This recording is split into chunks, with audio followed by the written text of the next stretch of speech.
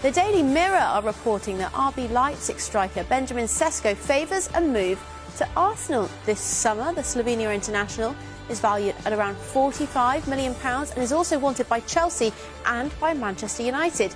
The 6'5", 20-year-old scored 18 goals in all competitions this season. Do you think Arsenal will be able to get one of their main targets in January, or are they going to have to wait until the summer, which won't please the fans? They're really difficult deals to do in this window. The best attack in the Premier League. He said, in my opinion, they're the best attacking team in the league by a mile. The stats say it. Everything I've seen says it in open play. Took the chances and got further ahead. I thought Chelsea were quite poor. I didn't think they particularly had a threat at the top end of the pitch. Obviously, no Cole Palmer, Jackson missing, Madueke missing on the other side. But I felt like Arsenal had enough, got the goal, didn't really need to exert them too much, absorbed what Chelsea had, basically got the 3 points and got the job done. Yeah, I think there's just a few bullet points on this game, Rob, and I think we're on the same sort of page. I mean, clearly the better team, Arsenal. Clearly the better team. Yeah. There was some slick football. I thought particularly in the first half, they looked pretty good. Mostly in control. I think Arsenal found Chelsea a little annoying, Rob, with some of the possession that they had. Without, of course, and of course we'll get to Chelsea, without looking like scoring at all. Yeah. But when you're at home, you're Arsenal, it's nice to kind of boss the game a little bit with the ball. And Chelsea possess it well, you know. They like Chelsea, I thought, struggled in the final third. We know the players is missing for them as well. Havertz, Jesus and Bukayo Saka, Rob. They've still got really good defensive options and midfield options. And, you know, Rice had another good game, was involved. But that front line for Arsenal just isn't as it was. You mix that in with Chelsea fiddling around with the ball at the back and in midfield and go backwards and sideways and having possession of the ball, which... I don't know. I just think Arsenal are like, well, that's okay at this point in the season. They got the goal, flicked on. I think he's trying to flick it onto the back post, goes in the far corner. And it wasn't a classic, but a very good win. From Chelsea, I mean, same thing, Rob, isn't it? The final piece is pretty limp. Tame, you know, very, very tame. And Pedro Neto, I think, has done reasonable as a false nine, looked frustrated on his own for large periods without Cole Palmer. The creativity's gone. So, you know, across the back, they're okay with the ball, though they looked a little panicked at times defensively. I like the midfield with Chelsea. Chelsea midfield's good. And Romeo Lavia coming back is really good news for them. I think he's very good. I continue to be impressed with Wesley Fofana, who looked a little, I mean, he had a bit of a... He got fired up a little bit today and almost got the red card a little bit. A few things he didn't need to, But they didn't create anything, Rob, did they? No. They created nothing. That volley that Raya somehow let go through his arms and just went wide. Other than that, I think there was a little tiny header from Cucurella as well that was a shot on target, but it was nothing at all. So, I mean, just afterwards, Rob, when you listen to... Because I watched the show and all that, and of course I listened to the manager. I mean, he must know where they're lacking.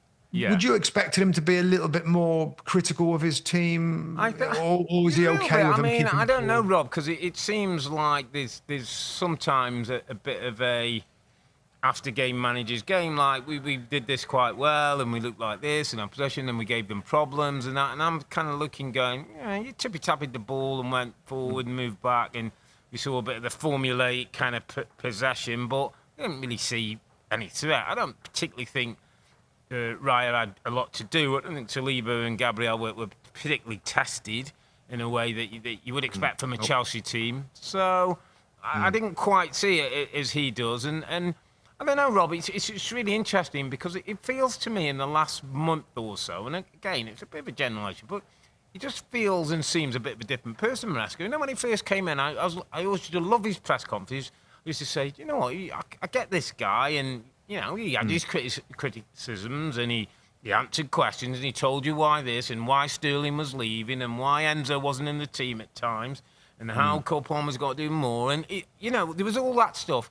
And then, I don't know, it's almost like he's gone a bit sharp with the press. I don't know if you saw his press conference. He's a bit like one-word answers and did you not hear me? I didn't want to say... And I don't know, it just feels like... And again, this might be a new manager, Rob, his first Premier League job. You know, it's a big club like Chelsea, and we know that, you know, you've got to deal with media, you've got to deal with fans, you've got to deal with players, you've got to deal with owners. I just feel like he needs to just control himself. There's an important period between now and the end of the season. I know they're in the Conference League, and they could end up winning that, and it's another trophy, maybe not the ones they want. But I think between now and the end of the season is an important time for this Chelsea team. One, they've got to come to a little bit of a challenge now because people are chasing them. They've got to get fourth or maybe fifth will be good enough. Get over the line and get Champions League football. And then that's a hurdle that they've come over. Keep saying about this team, they've got to mature, they've got to learn. Yep. Well, there's a 9-game window now, mate, to mature and learn. Yeah, but this was one of the consequences of going with a young squad, Rob, wasn't it? And the philosophy. Yeah. And I, you know, I kind of like applaud them doing something different. They're trying to buy up the best young talent and really build a team for the future that could dominate for a period of time. Correct. Now, the downside or the potential problem was the lack of experience, the lack of leaders, you know, young players finding their way. Some are in great form, some are not in great form. Now they've got injuries. I'll tell you what we're seeing, Rob, for me as well. There's 2 players that played today, started the game today, that are weak for me. They're weak. They need upgrades. Jadon Sancho and Christopher Nkunku. Yeah, the 2 wide players were not. I mean, and this is all part of it, Rob. Isn't it? I mean, you find a Cole Palmer, Madueke looks like he's got a bright future, you know, and a couple of, obviously, there's some ones that look really good, and there'll be ones that aren't quite ready to go on the journey. I think this is always going to happen. Always going to happen. They're going to find little holes in the squad, and whether that's a centre forward, whether that's another wide player. And I know it seems crazy because they bought a lot of players, but this is what happens when you buy the young ones that aren't proven in the Premier League level. That they're hoping that they can go on to be superstars. Cole Palmer could be a superstar, and a couple of others in the team as well. So I hear you, and I take your point. So is the next step, because I want to come back at you with a slightly different look. But is the next look a next young player who you say, okay, we're going to take the gamble, or, you know, going to try and get the potential? Or is there a stage where you have to go, I need to go 24, 25, little bit more know-how, little bit more understanding of things? So that's part of my question, Rob. And then I'm going to go back to the second part is a lot of money spent, numbers in the building.